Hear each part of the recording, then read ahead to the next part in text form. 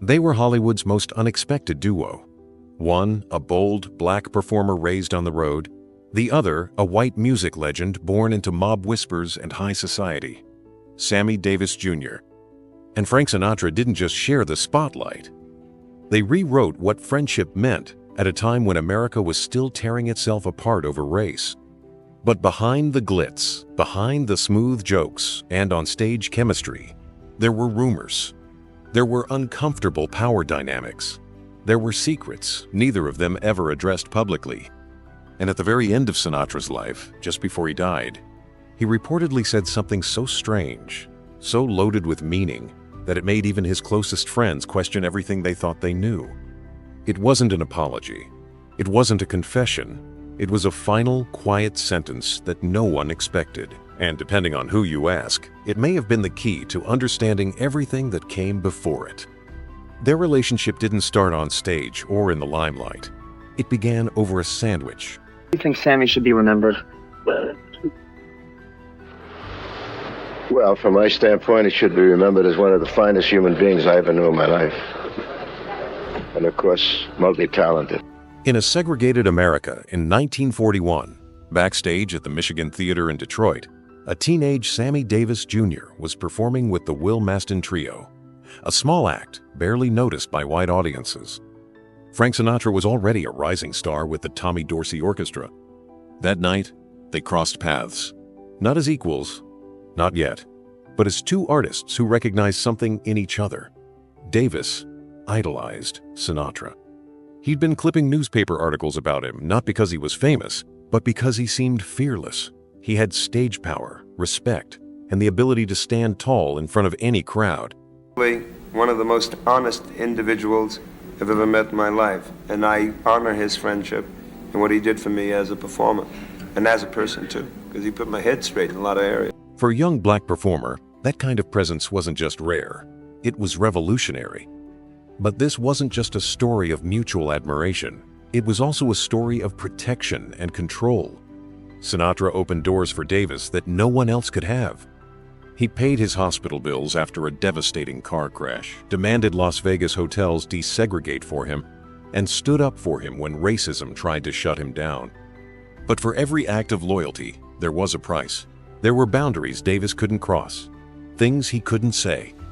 And one time, when he finally did speak out, Sinatra shut him down so fast, it nearly destroyed his career. Over the next few decades, Davis rose higher than almost any black entertainer before him. But the question always lingered. Was he celebrated for who he was? Or was he tolerated because of who stood behind him? Some say Sinatra used Davis as a political symbol. Others believe their bond was real, unbreakable, even in private moments when no cameras were around. What's undeniable is that this friendship wasn't simple. It was layered with power, silence, and quiet resentment that only showed when the spotlight dimmed. And what makes this story truly unforgettable isn't just what happened during their lives, but how Sinatra chose to remember Davis after his death. A single sentence, just a few words. But for those who knew both men, it changed everything, because this wasn't just a friendship. It was a test of how far loyalty could go and what it cost behind the curtain. In 1941, backstage at the Michigan Theater in Detroit, history almost slipped by unnoticed. Frank Sinatra had just finished his set as the golden-voiced lead of the Tommy Dorsey Orchestra, surrounded by white musicians, industry handlers, and a growing crowd of adoring fans. In the same building, hidden from that spotlight, was a 16-year-old black kid performing with the Will Mastin Trio. Sammy Davis Jr., just another vaudeville act, shuffled in as filler. But during intermission, something unexpected happened. Sinatra and Davis found themselves in the same break room, sharing the same sandwich, and more importantly, having their first real conversation. It wasn't planned. It wasn't orchestrated. It just happened. But that moment would become the foundation for a bond that would span nearly 5 decades and challenge everything Hollywood thought it knew about friendship, race, and power. For Davis, that moment was unforgettable. He wasn't just starstruck, he was observant. Even then, he could see something in Sinatra that went beyond celebrity. Sinatra carried himself with an authority that Davis had never seen from a performer before, especially not in a country where black entertainers could perform on the main stage, but still had to sleep outside the city limits. He clipped every article about Sinatra, saved them in a notebook, and showed them to his grandmother. Not because of the fame, but because Sinatra was everything a young black performer wasn't allowed to be. Loud, confident, untouchable. At the time, Sinatra didn't know the impact he was making, but Davis did, and that quiet admiration would evolve into something much more complicated. Because while that backstage moment was small on the surface, just two performers trading words over a sandwich, in the context of 1940s America, it was radical. Segregation wasn't just legal, it was enforced in the hotel lobbies, the nightclubs, the restaurants. And most white entertainers knew better than to be seen socializing with black acts. Sinatra, without making a big deal of it, sat down anyway. There's no footage, no pictures, just Sammy's word, and years later, even Sinatra would reference that day as where it all started. Because even though they wouldn't perform together for years to come, something passed between them that night, a sense of unspoken understanding.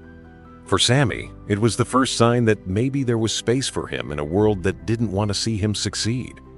For Sinatra, it was the beginning of a relationship that would test his values, challenge his patience, and eventually define a big part of his legacy. And for the world, that single interaction would spark a complicated, controversial, and deeply emotional journey that no one saw coming. When Sammy Davis Jr. was drafted into the U.S. Army in 1944, it wasn't the war that broke him. It was the racism. From the moment he arrived, he was no longer the charismatic entertainer on stage. He was just another black soldier, shoved into a system that saw him as expendable. He was beaten, threatened, ignored. Fellow soldiers told him he didn't belong. Officers looked the other way. And when he tried to speak up, the response was always the same. Stay quiet. Be invisible. Know your place. But Davis refused. If the Army wasn't going to give him respect as a man, he would earn it as an artist. He volunteered to entertain the troops, not for glory, not for headlines, but because it was the only way to protect himself. On stage, even the most hateful men went quiet. They laughed. They clapped. And for a few minutes, they forgot about the color of his skin. But off stage, the tension never left. He was constantly reminded that no matter how talented he was still different. Then, something happened that would change how Sammy saw everything. One night, he watched a short film called The House I Live In. It featured Frank Sinatra talking directly to the camera, calling out America's deep prejudice, defending Jewish children from bullies, and urging audiences to reject racism and ignorance. It was only 10 minutes long, but for Davis, it was a turning point. Here was the man he admired, standing alone on film, challenging the very system that was breaking him down. Sinatra didn't just sing love songs, he made a statement. And for Sammy, it felt like that message was aimed directly at him. The film went on to win an honorary Oscar. But Davis wasn't focused on awards. He watched it over and over, replaying Sinatra's words in his head like a lifeline.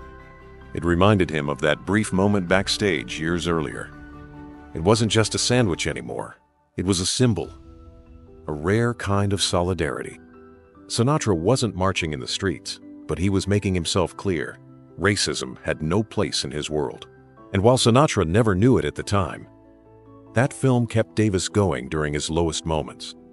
When the war ended and Davis returned home, something had shifted inside him. He rejoined the Will Maston Trio and began performing again.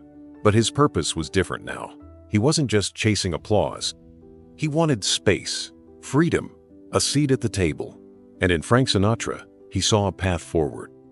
Davis began to imitate Sinatra, not out of obsession, but out of strategy.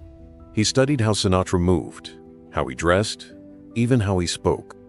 Not to become a clone, but to learn how to demand respect without begging for it. To see what it would take to be untouchable.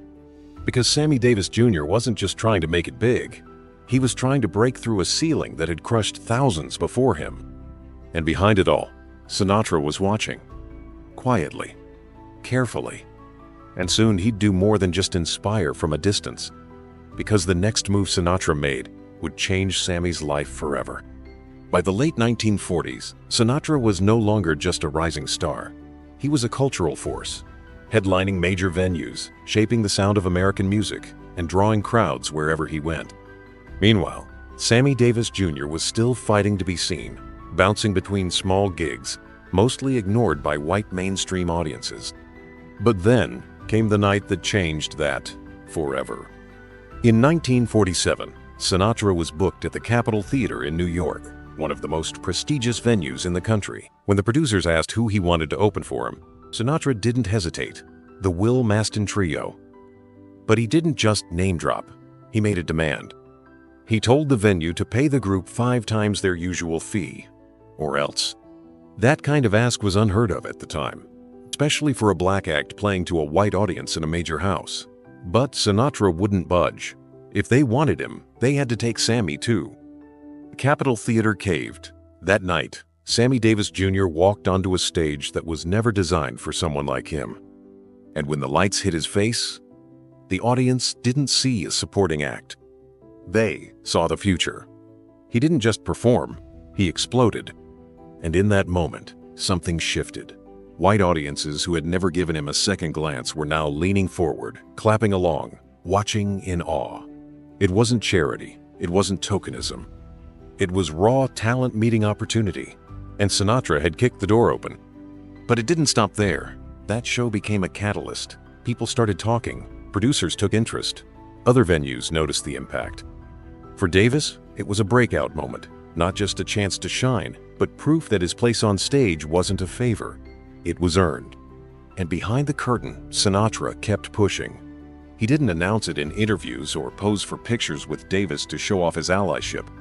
He just kept making calls, opening doors, writing checks, showing up. And the more he did, the harder it became for the industry to pretend that Sammy was just another novelty act. But loyalty like that cuts both ways, because as Sinatra brought Davis into his world, he was also bringing him into a system that had rules. And as Davis would learn, breaking those rules, even a little, could come with a steep price. The real test of their friendship wouldn't come under the spotlight. It would come in the shadows, when no one else was watching. And it all started By the with time one their moment paths that crossed nearly in the took late Sammy 40s, Davis Jr.'s life. In November 1954, Sammy Davis Jr. was driving through San Bernardino, California, when his car collided head-on with another vehicle. The impact was brutal. The accident shattered his face and left him bleeding, unconscious, and clinging to life. By the time doctors finished emergency surgery, Davis had permanently lost his left eye. The man who relied on his face, his expressions, his stage presence, now stared into a future that seemed impossibly dark. And in those first few days, as he lay bandaged in a hospital bed, drowning in pain and uncertainty, he didn't know what would happen next, or if he'd even have a career to return to. Frank Sinatra did. Sinatra didn't send flowers or make a polite phone call. He got in his car and drove to the hospital. He hated hospitals. His girlfriend at the time, Cindy Garvey, had to convince him to go. But when he walked into that room and saw Davis, he didn't flinch. He didn't look away. He pulled up a chair and told him he wasn't going anywhere. Then he quietly paid the medical bills. Not because Davis asked him to. He never had to. When Davis was released from the hospital, he had no idea where to go. He didn't want pity. He didn't want to be seen like this. He wasn't sure if he could even walk on stage again. That's when Sinatra called. "Come to Palm Springs," he said. "Stay at my place." And Davis did. He stayed at Sinatra's house, not as a guest, not as a charity case, but as a brother. In the weeks that followed, Davis sank into depression. He told friends he thought about ending it all. He didn't see a future for a one-eyed black entertainer in a world that already treated him like a second-class citizen. But Sinatra wouldn't let him fall. He was relentless. He made him laugh, kept him busy, and reminded him who the hell he was. And slowly, Davis began to believe again. That period wasn't captured in news clips or fan magazines. There were no cameras, no applause, but it was there, in that quiet, painful recovery, that their bond was sealed. Because when Sammy Davis Jr. had nothing, Sinatra gave him everything: safety, purpose, and a way forward. And Davis never forgot it. Years later, Davis would say, "When I lost my eye, the first place I went was Frank's house because I had nowhere else to go." He didn't need to elaborate. The sentence said it all. But what neither of them knew was that this act of loyalty would come with long-term consequences. Because as Davis stepped back into the spotlight, stronger and more determined than ever, he wasn't just returning as an entertainer, he was now a symbol, a target. And his connection to Sinatra, while powerful, would become both his greatest asset and his biggest risk. And Vegas, of all places, would be the next battlefield. By the mid-1950s, Las Vegas was exploding. The city of lights, dice, and deals was quickly becoming the entertainment capital of America. For Sammy Davis Jr., it was the biggest stage he could hope for. But when he got there, he was hit with a brutal truth. He could perform at the Strip's most glamorous hotels, but he couldn't sleep in them. He couldn't eat at their restaurants. He couldn't swim in their pools. After dazzling white audiences night after night, Davis was forced to exit through the back and head to a rundown motel in the segregated part of town. The message was clear: you're good enough to entertain us, but not good enough to stay. Sinatra wasn't having it. He started making demands, quietly at first, then louder. If Davis wasn't allowed to stay in the same hotel, Sinatra wouldn't perform. If Davis was treated like a second-class citizen, the headliner would walk. And in a city run by money and power, Sinatra's voice carried weight. The Sands Hotel. He drew a line in the sand. Literally.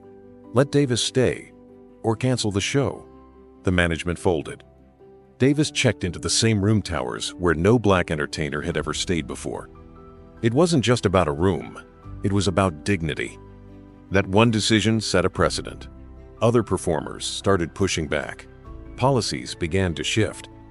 And without a single press conference or political slogan, Sinatra and Davis started chipping away at Vegas's color line. Not through marches or speeches, but through leverage, risk, and refusal to play by old rules. But with that progress came backlash. Davis had always existed in a delicate space between two worlds. Now he was stepping into a more dangerous spotlight. Some white promoters and executives began to view him as a liability. To them, his closeness with Sinatra wasn't just a friendship, it was a threat. He wasn't staying in his lane, he was rewriting it. And for Davis, that meant constant pressure to prove he belonged, without making too much noise. Even more tension erupted when Davis began dating white actress Kim Novak in 1958. The relationship, kept secret at first, became public, and all hell broke loose. Studio executives panicked, tabloids exploded. In many states, interracial relationships were still illegal. Rumors swirled that Columbia Pictures, where Novak was a major star, pressured Sinatra to get Davis to back off. Some sources claim he even had a private confrontation with the studio head to shield Davis from retaliation. Whether or not that story's true, one thing is clear: Davis was never blacklisted. He continued working. The doors stayed open. And that didn't happen by chance. It happened because Sinatra was behind them, holding them open, and daring anyone to try to close them. But the closer Davis got to the spotlight, the more invisible strings began to appear. Because in Hollywood, nothing comes without a cost. And soon, Davis would learn that even the Rat Pack, his adopted family, had rules. Unspoken ones. And when he crossed a line, the consequences would hit harder than anything the public had seen. On the surface, the Rat Pack looked like the ultimate brotherhood. Frank Sinatra, Dean Martin, Joey Bishop, Peter Lawford. And at the heart of it all, the only black man in the group, Sammy Davis Jr. To the public, it was electric. Their Vegas shows were legendary, filled with music, banter, unscripted chaos, and the kind of charisma money couldn't buy. And Sammy? He was the showstopper. He danced, he sang, he did impressions that left the crowd gasping. On stage, he was unstoppable.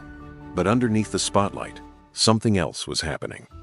Something Davis would carry in silence for years. Because while the audience roared with laughter, much of that laughter came at Sammy's expense. They called him Smokey, joked about his skin, his voice, even the way he spoke. Sometimes they teased him for being Jewish. Sometimes they hinted at his relationships. All under the umbrella of comedy. And Sammy?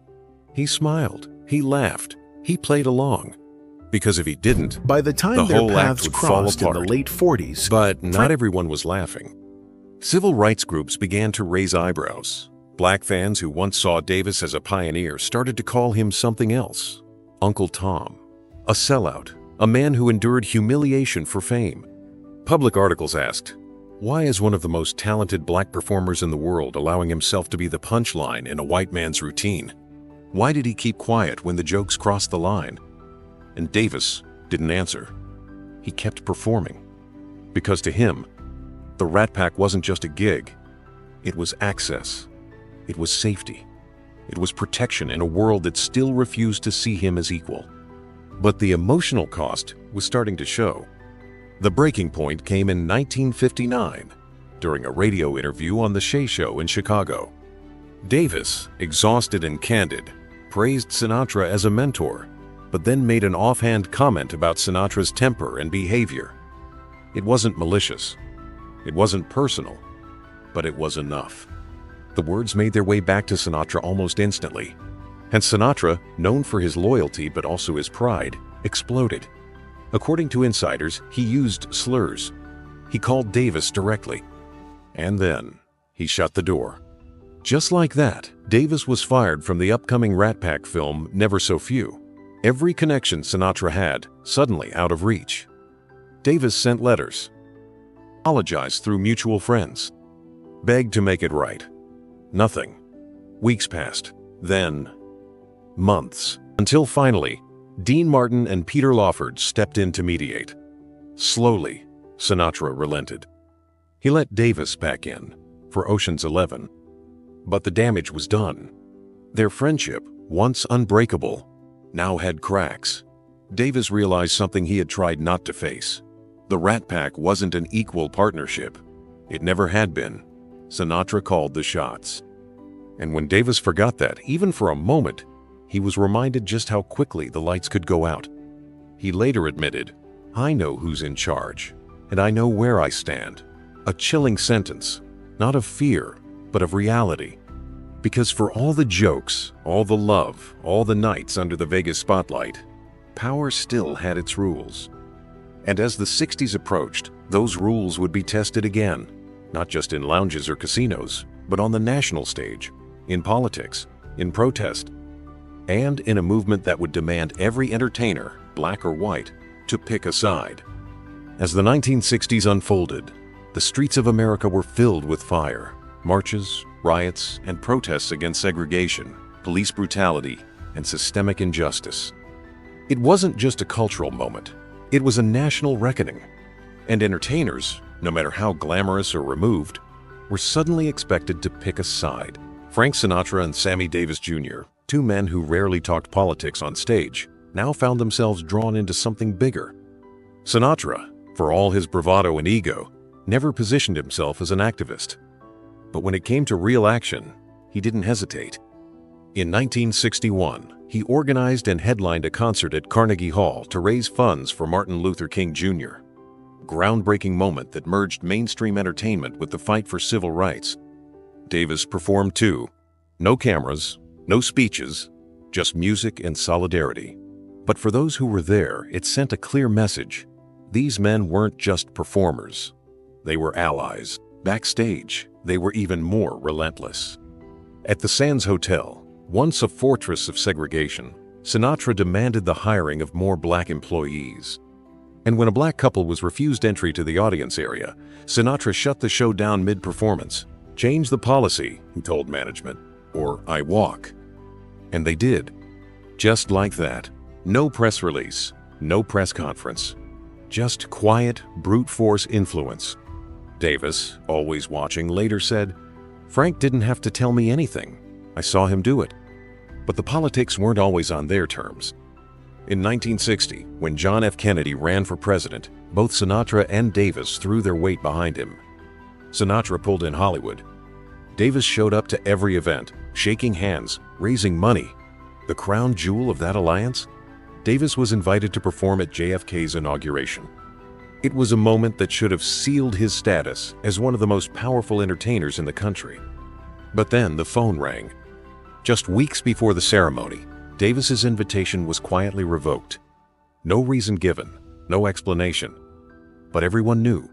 Davis had just married Swedish actress May Britt, a white woman. And in the South, interracial marriage was still taboo. JFK's advisors feared backlash. They made a decision. Sammy was out. The betrayal cut deep. Davis didn't go public. He didn't protest. But friends said he was crushed. Sinatra, enraged by the decision, began pulling away from the White House. The man who had practically built Kennedy's Hollywood machine now wanted nothing to do with it. And though Sinatra never said it out loud, insiders insist he never forgave them for what they did to Sammy. Still, their fight for respect wasn't done.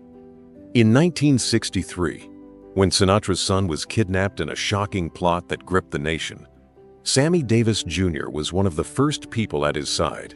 No headlines, no cameras, just presence, helping keep the family together, making calls, staying close, because whatever distance had grown between them in public, behind closed doors, loyalty never wavered.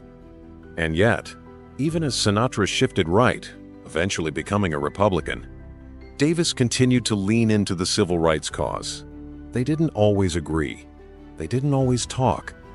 But they didn't walk away from each other either.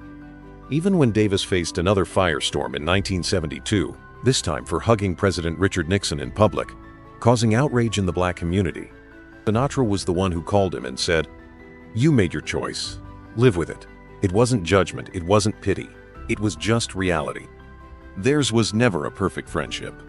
It wasn't free from power, pride, or pressure. But in a decade where so many relationships were torn apart by politics and race, they stayed in each other's orbit, sometimes loud, sometimes quiet, but always connected. By the late 1970s and into the 1980s, the spotlight had dimmed for both Frank Sinatra and Sammy Davis Jr. Health issues slowed their steps, and the world that once cheered their every move had changed. Yet even as their star power faded, the bond they shared refused to break. In 1987, a tragedy struck the Rat Pack family. Dean Martin's son died in a devastating plane crash. Sinatra and Davis, both facing their own battles, Sinatra's health declining, Davis fighting cancer, came together for one last act of solidarity, an international tour with Liza Minnelli. It wasn't the explosive energy of their youth, but the spirit remained. They stood side by side, showing the world that even time and hardship By the time their couldn't erase paths what they had crossed built. in the late 40s, Just 3 years later, on May 16, 1990, Sammy Davis Jr. passed away from cancer, ending a career that spanned over 6 decades. News of his death struck Sinatra hard. For the first time in years, he canceled all his performances and flew to California to be by his friend's side. At the funeral, Sinatra didn't just sit quietly in the front row. He took on the solemn role of pallbearer, a sign of deep respect and honor. When asked to speak, he didn't deliver a long eulogy. Instead, he said something simple, yet powerful. "It's hard to sum up a friendship of more than 40 years in a few words. I wish the world could have known Sammy the way I did." Those words echoed far beyond the funeral walls. They spoke to a friendship that had weathered storms of racism, power struggles, and public scrutiny. A friendship that was messy, complicated, but ultimately real. Years later, Davis's daughter, Tracy Davis, shared in her memoir how her father always felt grateful to Sinatra for opening doors, and yet conflicted about the price he paid to stay in that spotlight. The jokes, the pressure, the silent rules, they were all part of the cost of breaking barriers in an unforgiving industry. Sinatra himself withdrew from public life in his final years, making few statements about Davis or their shared past. But those who studied their story know that Sinatra's actions spoke louder than words. He may have been tough, controlling, and at times cruel, but when Davis needed him most, he was there. Their story isn't just about two entertainers. It's about friendship against the odds, about power and sacrifice, about the hidden battles fought behind velvet curtains and flashing lights. And in a world still grappling with race and equality, their legacy remains a powerful reminder. Friendship can transcend even the most stubborn divides. If this story moved you, share your thoughts in the comments. Like if you believe in the power of real friendship. And subscribe for more stories that peel back the layers behind history's most unforgettable relationships.